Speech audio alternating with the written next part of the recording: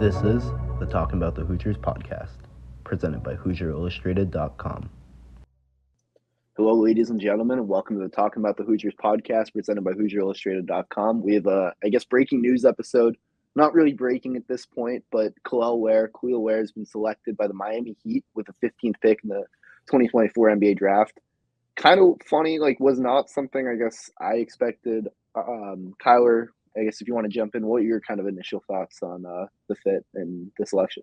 Yeah, so obviously he goes at number 15 spot, just outside of the lottery. So I mean, he's a fringe lottery pick, but obviously that's not important at the end of the day. It comes down to the fit with that. I think I really like the Miami Heat pick with him. When you look at the Miami Heat, for all the people that follow the NBA, they really needed to reshape their front court just a little bit. They re-signed Bam Adebayo to a big deal, so put him to an extension. So that's obviously their cornerstone piece when it comes to the front court. But then when you look at it, you've got guys like Kevin Love, who's obviously extremely old. He's not going to be there for very much longer.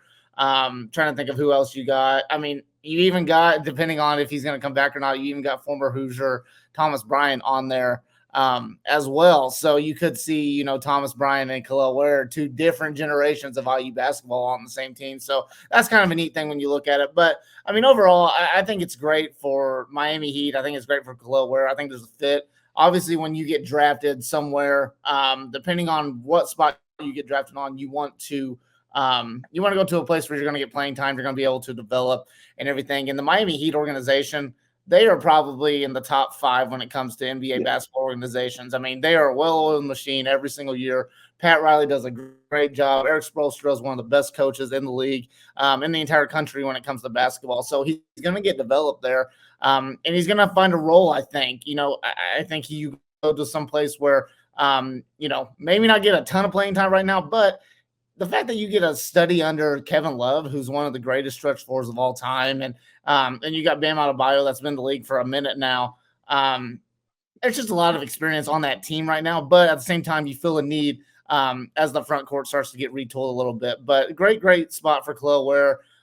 Great for Mike Woodson, honestly, because, that's his third guy that he's had drafted from the Indiana program with Jalen Hood-Schifino and Trace Jackson Davis coming before him. He's the highest pick in the Mike Woodson era, even though there's only 3. He's the highest pick. So obviously Mike Woodson's trending upward to get a guy that's going to be in the lottery. It could be Mackenzie Mbako next year. You never know, somewhere around there. But good spot for Kel'el Ware. Good pick for the Miami Heat. I think it's just good for all parties involved. Yeah, as a Celtics fan, it hurts my soul a little bit to see Kel'el Ware go that he's going to be in a Miami Heat jersey. But for him, I mean, you mentioned Bam Adebayo signed a massive deal earlier today, but behind him, you mentioned it, the front court depth is non-existent. Kevin Love is 36. I think he's entering the last year of his contract, if I'm not mistaken. Thomas Bryant, player option. I expect him to take that. I expect him to, sign the player option just because I don't think there's going to be too much interest for him outside in the open market. But for Kel'el Ware, it's an opportunity for him. He's going to get a chance to play pretty early on. I mean, the questions with his game, it's pretty clear. It's his frame, it's his work ethic, motor, which he quieted quite a bit this year with Indiana. But it's also the jump shot. I mean, he shot 40% from 3. I think it was 17 for 40 on the season. So it's a limited sample size. So it'll be interesting to see with the deeper 3-point line if it's able to extend to the next level. And if it can, he could be someone that can play alongside of Bam Adebayo. I mean, with Ware, the length, the size, the rim protection, those are the obvious pluses. I mean, you look at it in the NBA, you look at a guy like Rudy Gobert who got 5 first-round picks in a trade for him. It just shows you how much they value weak side rim protection, and Kel'el Ware gives you that right away. So I truly think he's going to get a chance to play right away. I mean, he won't start, obviously, just behind Bam, but he will get a chance, I think, early on in his career to get real minutes. And you mentioned the Miami Heat being a top organization. When it comes to developing talent, they're one of the best. I mean, they consistently do it. They've proven they can develop bigs. Look at Bam Adebayo, who came in from Kentucky, was a physical specimen, but super raw. And he's maybe not the best shooter, but he's turned into one of the more skilled big men in the league. So I think it's a really good fit, and really excited to see how he develops there long term. Yeah, and obviously it's kind of funny to talk about, and we always hamper on it just a little bit, but there was always the question marks with Kel'el's motor coming out of Oregon, going to Indiana. Obviously that motor was changed and everything, but I still felt like there was a little bit of trickleness when it comes to, NBA scouts, talking about Kel'el's motor and things like that. The NBA media talking about it still. You're going to the Miami Heat. You're expected to play hard as, the opening tip to the final buzzer, So I think obviously Miami Heat looked at that, looked at the improved motor and everything. And they're like, all right, this guy can fit in our culture, because it is a culture. You play for the Miami Heat, you've got to accept how to play there, or else you're not going to be there much longer. LeBron James did it. Jimmy Butler did it. Those guys, and obviously Dwayne Wade, Chris Bosh, those guys, you look at it. Bam Adebayo, you mentioned it, was super raw coming out of Kentucky, and there's a lot of question marks with him, and now he's one of the best bigs in the league. So he's going to go someplace, he's going to get developed and everything like that. It's just a good spot for Kel'el. I wouldn't be shocked to see him to be one of the top rookies when it comes to production, towards the end of next season, just because of the role he's going to be a part of and stuff. And it will be curious to see if he can play alongside Bam. Right now, I think he's just going to play directly behind Bam, and I think he's going to be the top front court pieces to come off of the bench, depending on what they do in free agency. And, obviously with Jimmy Butler, you don't know what he's going to do. There's a lot of rumors going around with that. So right now it's a great spot for Kel'el Ware. I think he's found his fit already for this team. I think he's going to be on the Miami Heat for a long, long time. I think they're going to really value what he brings to the table. But you just look at it overall from the Indiana basketball program perspective. They got another guy drafted. A lot of people are going to look at that when it comes to recruiting, transfer portal stuff, looking at Mike Woodson, see what he can do to develop, especially the big guys like that. I mean, it's just huge, from an overall standpoint. So a good day to be an Indiana Hoosier. Obviously, you look at that. One of your guys who got drafted, he's going to go represent IU in the NBA. Good for the Miami Heat. They got a really good, a lot of potential in Kel'el Ware, a lot of upside in him. So I think overall you got to give this one probably an A if you're really grading it, A overall for what the draft was tonight. Yeah, and I think it's funny you talked about the Heat culture. It's something, I guess it's kind of come in under Spoelstra and Pat Riley, that like they're going to work you like dogs. They're going to work you harder than you've ever been worked before. It's not easy to play for. Practice is going to be harder than games. And it's funny to see Kel'el Ware there just because all the concerns about his work ethic.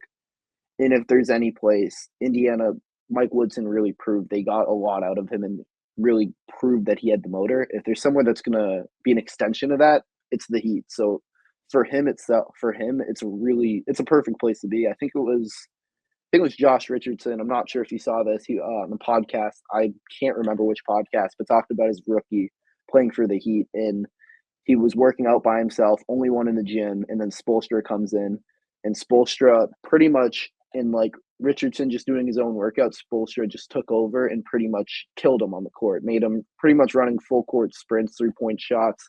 And if he didn't make 60 out of 100, he had to keep going. He kept missing the target. And Richardson was a rookie who just came in trying to just work out and like work on his game on his own. The Heat, and for me, it was like the perfect example of what the Miami Heat is. They expect the more out of every single one on and off the court. And for Kel'el Ware, I think that's the perfect place to start his NBA career. Oh yeah, he's going to get worked as soon as he steps, the Miami Heat organization, the training center and everything. He's going to be worked at to a T right there. They're a team that, they're a winning culture. Obviously, they've won multiple championships. Derek Spoelstra is an NBA champion coach, multi-time NBA championship coach, just taking his teams to the NBA Finals, Eastern Conference Finals. They want to get back to that and everything. And it started with retooling that front court. Now you got to look at it as you got to, make sure Jimmy Butler's happy. You got to build all that. So, like I said, I mentioned it a lot. Great spot. I really like it for Kel'el Ware. I think he's going to be in the NBA for a long, long time, just from his skill and everything. And I think he's going to get better and better. And he's got the potential to be one of the better bigs in the league, for years to come. So good spot for him. Happy for him and everything. So we'll just see how it plays out next year for the rookie season. For sure. And you mentioned NBA champion. Last time we were on the podcast, I wish Ant was here too, because, Ant made sure to ask me if I had a better hand than a better left hand than Jaylen Brown. And I think Jaylen Brown I don't know if you've seen what's been in his left hand for the past week and a half. It's been a finals MVP trophy. So in case you missed that, Kyle, I just thought I should let you know, the Celtics surpassed your Lakers for their 18th NBA championship.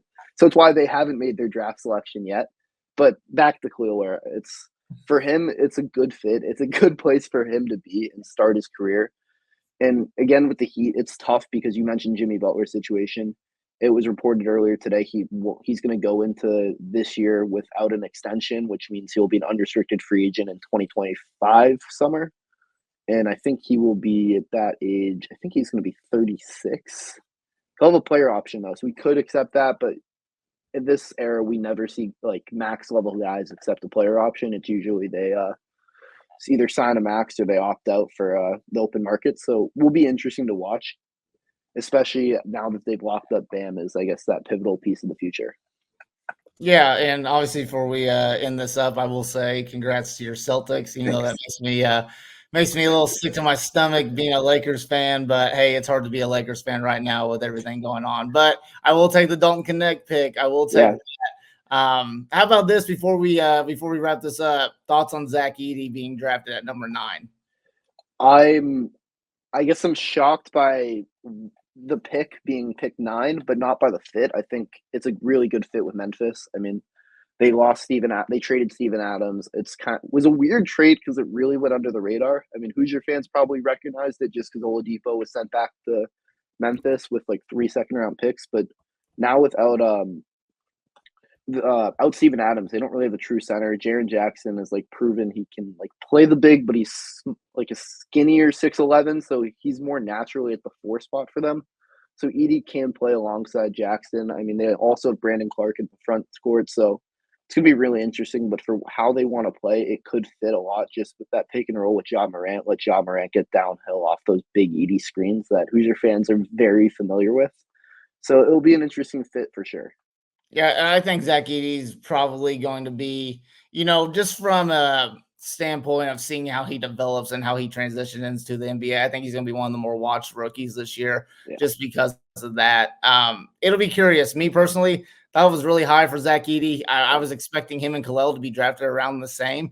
But obviously you mentioned it, just depending on the style, depending on what the fit is, how they want to play, it could be a really good fit for the Memphis Grizzlies. So it'll be curious to see. I feel like there's going to be a little bit of debate, and I'll even throw Tracy Jackson Davis in this one. When it comes 5 years down the road, who's the best big in the NBA out of Tracy Jackson Davis, Kel'el Ware, and Zach Edey, those guys that have kind of battled with each other, from the opposite sides of a rivalry. So it'll be curious to see, what he does moving forward in the NBA. I know it was on Twitter, people were pretty shocked by it, but we'll just see where he ends up at. But overall, even though this NBA draft has kind of been a little lackluster when it comes to the talent and whatnot, I think there's a lot of intriguing storylines with this.